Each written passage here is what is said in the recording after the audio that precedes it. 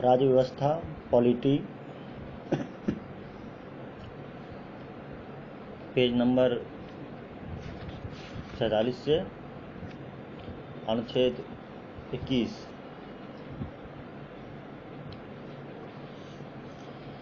अनुच्छेद 21 में है जीवन का अधिकार। व्यक्ति के जीवन एवं दैहिक स्वतंत्रता से विधि द्वारा व्यक्ति के जीवन एवं दैहिक स्वतंत्रता से विधि द्वारा स्थापित क्रिया के अनुसार ही छीना जा सकता है अथवा वंचित किया जा सकता है। व्यक्ति के जीवन एवं दैहिक स्वतंत्रता से विधि द्वारा स्थापित क्रिया के अनुसार ही छीना जा सकता है अथवा वंचित किया जा सकता है। यह है अनुच्छेद 21 जीवन का अधिकार, right to life and personal liberty, जीवन और दैहिक स्वतंत्रता।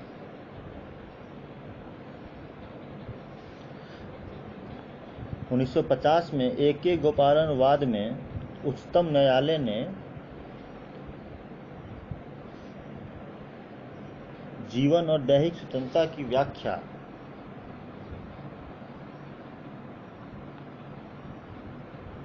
करते हुए कहा कि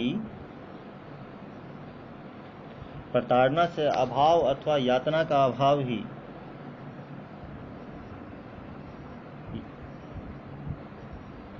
जीवन का अधिकार है।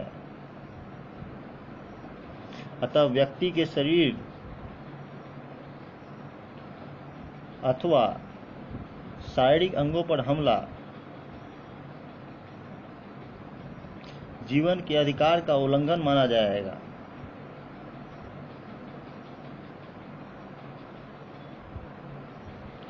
दैहिक स्वतंत्रता का आशय व्यक्ति को मनमानी हिरासत में रखने के विरुद्ध स्वतंत्रता है।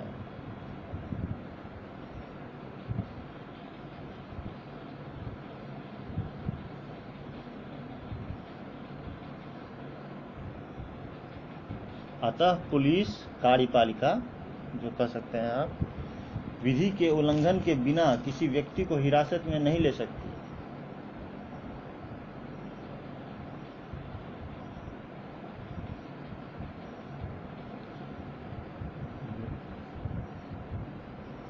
अनुच्छेद 21 जीवन का अधिकार। एक पॉइंट है अनुच्छेद 21 एवं अनुच्छेद 19 के बीच का संबंध अनुच्छेद 19 एवं अनुच्छेद 21 के बीच। गोपालन वाद में न्यायालय ने यह भी स्पष्ट कर दिया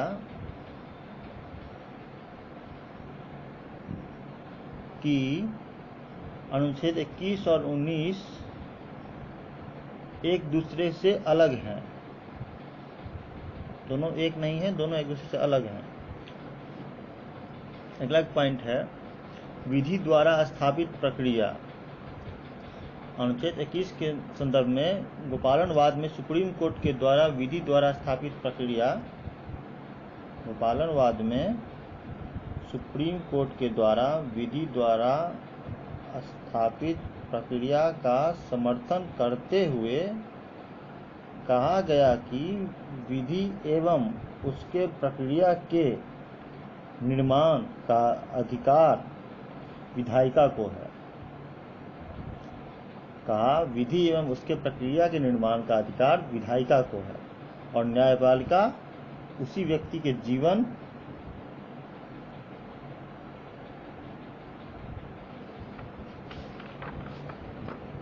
के साथ जीवन एवं दैहिक स्वतंत्रता की रक्षा कर पाएगी।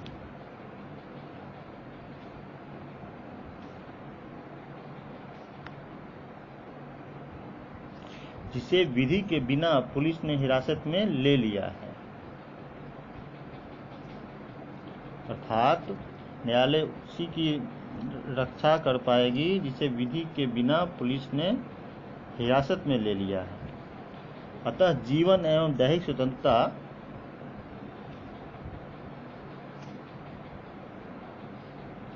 को छीनने की जो शक्ति है वो संसद को है। पुलिस या कार्यपालिका को नहीं। जीवन एवं दहेज स्वतंत्रता को छीनने की शक्ति संसद को है, पुलिस या कार्यपालिका को नहीं।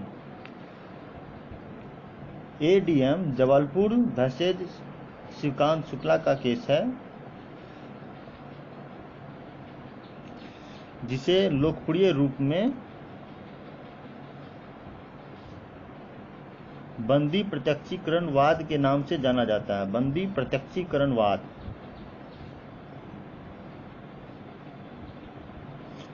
उच्चतम न्यायालय ने विधि द्वारा स्थापित प्रक्रिया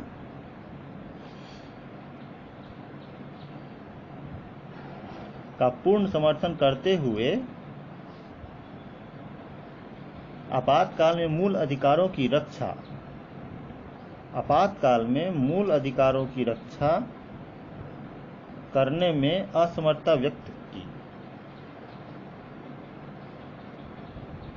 क्योंकि इस दौरान मूल अधिकारों को निलंबित कर दिया गया था। क्योंकि आपातकाल के दौरान मूल अधिकारों को निलंबित कर दिया गया था, जिसे आलोचकों ने अधिकारों के लिए दुर्भाग्यपूर्ण निर्णय का नाम दिया। जिसे आलोचना करने वालों ने अधिकारों के लिए दुर्भाग्यपूर्ण निर्णय का नाम दिया। एक वाद है मेनका गांधी वाद 1978। उच्चतम न्यायालय ने जीवन के अधिकार की उदारवादी एवं विस्तृत व्याख्या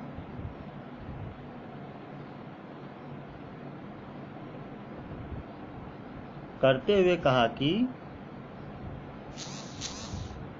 जीवन का अधिकार पशुवत अधिकार नहीं है, बल्कि गरिमामय जीवन का अधिकार है।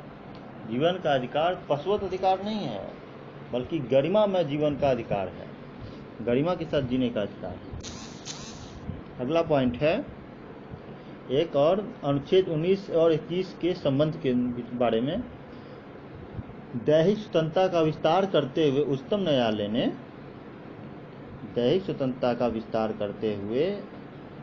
न्यायालय ने कहा कि अनुच्छेद 19 और 21 एक दूसरे के पूरक हैं।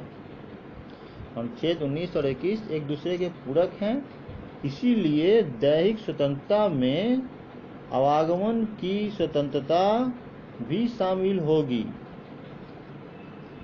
विदेश जाने का अधिकार भी शामिल होगा। उच्चतम न्यायालय ने यह स्वीकार किया गया उच्चतम न्यायालय के द्वारा कि जीवन का अधिकार गतिहीन नहीं है, इसीलिए देश काल के परिवर्तन के साथ जीवन के अधिकार को प्रवर्तित होंगे। देश काल के साथ परिवर्तन जो है, देश काल के परिवर्तन के साथ जीवन के अधिकार भी परिवर्तित होंगे। एक और पॉइंट है विधि द्वारा स्थापित प्रक्रिया का अभिप्राय। उच्चतम न्यायालय ने पहली बार कहा कि उच्चतम न्यायालय ने विधि द्वारा स्थापित प्रक्रिया के अभिप्राय के बारे में पहली बार कहा कि विधायिका को विधि की प्रक्रिया निर्धारित करने का अधिकार है, लेकिन यह प्रक्रिया मनमानी एवं अतार्किक नहीं हो सकती, बल्कि तार्किक और उचित होनी चाहिए, ऐसा उच्चतम न्यायालय ने कहा। अतः इस विधि की उचित प्रक्रिया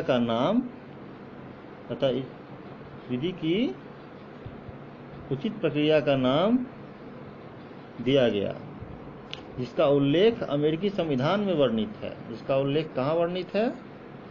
अमेरिकी संविधान में वर्णित है। विधि की उचित प्रक्रिया का यह अभिप्राय है, विधि की उचित प्रक्रिया का क्या अभिप्राय है? विधि की उचित प्रक्रिया का यह अभिप्राय है, जीवन का अधिकार मनमानी रूप में विधायिका भी सीमित नहीं कर सकती, या कार्यपालिका तो कदापि नहीं कर सकती। विधि के उचित प्रक्रिया के सिद्धांत से न्यायपालिका की शक्ति में वृद्धि हुई। और मेनका गांधी का जो मामला था, मेनका गांधी वाद में उच्चतम न्यायालय ने प्राकृतिक न्याय के सिद्धांत का सहारा लिया। कौन से न्याय का? प्राकृतिक न्याय के सिद्धांत का सहारा लिया, जिससे निम्नलिखित अभिप्राय हैं जो मैं आपको बता रहा हूं। कौन कौन से अभिप्राय हैं? एक अभिप्राय है, व्यक्ति अपने मामले में स्वयं न्यायाधीश नहीं बन सकता। अपने मामले में आप खुद न्यायाधीश नहीं बन सकते। दूसरा अभिप्राय है, बिना सुनवाई के किसी को दंडित नहीं किया जा सकता। बिना सुनवाई किसी को भी दंडित नहीं किया जा सकता है। तीसरा अभिप्राय है, दंड अपराध से अधिक नहीं होना चाहिए। दंड जो है वो अपराध से अधिक नहीं होना चाहिए। दंड सक्षम अधिकारी के द्वारा ही दिया जा सकता है।